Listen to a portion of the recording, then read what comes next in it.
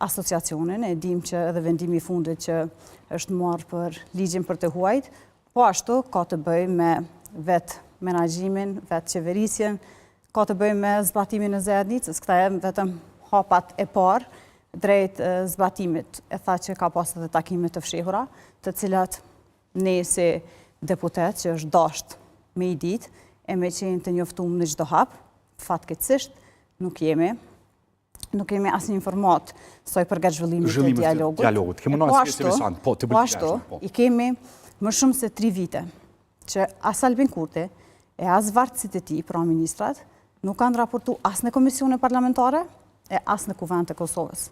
Pra këta i ikun llogaridhënies. Që sa s'kanë raportuar në komisione ministrat? 2 vite ka më shumë se 2 vite që nuk kanë ardhur në komision, pra i kemi dërguar 8 ftesa për raportim në komision të Besnik Bislimit, të ministrës Gërvalla, të gjithë që kanë qenë të involvuar në proceset e dialogut. E kemi bërë kërkesë edhe Albin Kurtit përmes pyetjeve parlamentare, sepse në Kuvend nuk ka ardhur asnjëherë me raportu për këtë punë, që 3 vite, edhe pyetjet parlamentare heku komplet nga agjenda, sepse nuk kish. Të ftesa keni Besnik Bislimit Sarjan në komision me ardhur? Edhe Besnikut edhe Donikës të dyve. Mirë, po 8 ftesa. Më shumë se 8 ftesa kanë qenë në vazhdimsi. Nuk kanë ardhur asnjëherë me raportu për çështjen e dialogut. E jeni edhe ju vetë dëshmitar të kësaj pune. Pra këta i ikut llogaridhënies.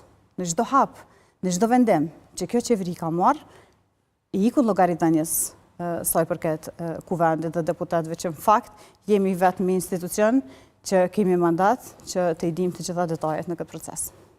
Arion, a ju befasoj deklarata e Rashisit për zotin Kurti? Nuk me befasoj, se dim që çdo vendim, çdo fjalë që e ka thënë, ka mbetë vetëm fjalë. Veprimet të gjitha i ka në favor të komunitetit serb dhe gjithmonë në kundërshtim me asë çfarë ka premtuar dhe në kundërshtim me gjitha ato që është zotuar sa nuk ka qenë kryeministër. Pra të gjitha këto i ka vetëm fjalë dhe veprimet i ka për të qëndruar në pushtet. Çka do të thotë me letrën e zotimit që ka dhënë? A bie poshtë e letrës e zotimit që është në suaza të Këshillit të Evropës, është edhe mbej, sigurisht tash e pa me dje, edhe sot edhe Franca është shumë konkrete në tjera, Gjermania në implementimin e marrëveshjes së orit. Ja rikujtuan zotit Kurti. Çka është fatkeqësi është që njohja e ndërsjell nuk është në tavolinë. Po, asnjë nga letrat të cilat i ka pranuar së fundmi nuk flasin për njohje të ndërsjell. Dhe kjo është fatkeqësi për vendin tonë. Sepse ne do të kemi një asociacion që është me kompetenca ekzekutive, që është pushteti i tretë.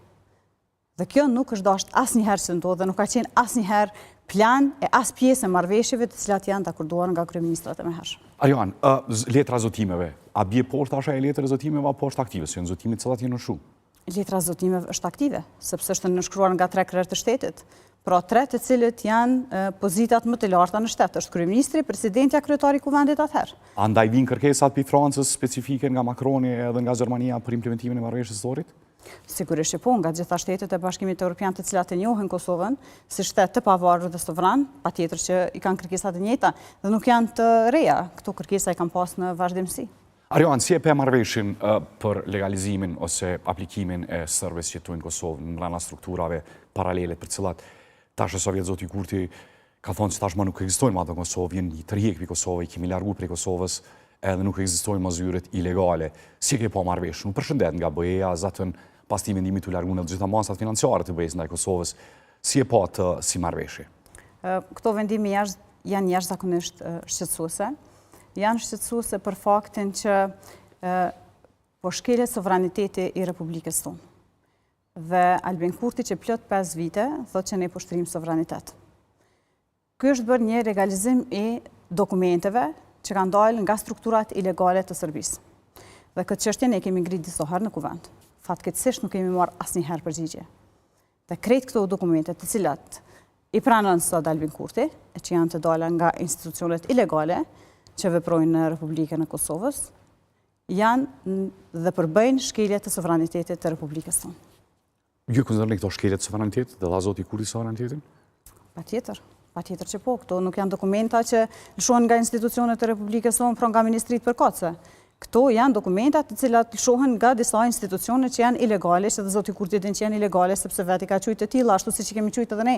Çka është zoti Kurti? Po çka po ndodh me sovranitetin e vendit tonë? Kur e dim që edhe nga Parlamenti Evropian janë pranuar këto pasaporta dhe zoti Kurti nuk e ka qelë gojën. Mirë po, ne në Kuvend kemi pas fjalime, kemi kërkuar raportim lidhur me këtë çështje, kemi bërë pyetje parlamentare dhe asnjëherë nuk kemi marrë përgjigje.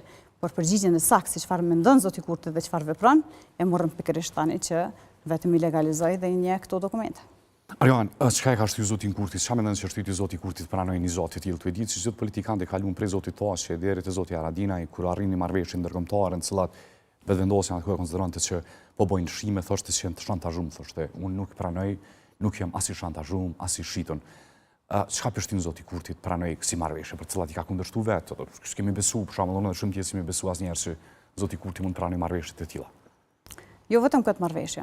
Po na misë çka marrëveshje. Kemi thënë që të gjitha marrëveshjet, të cilat i ka konsideru, që janë në dëm të vendit tonë dhe që janë marrë nga qeveritë e mëhershme, të sjellë në kuvend dhe i kemë premtuar që do i votojmë të gjitha që të zhbëjmë. Asnjëherë, asnjë nuk e ka sjellë në kuvend.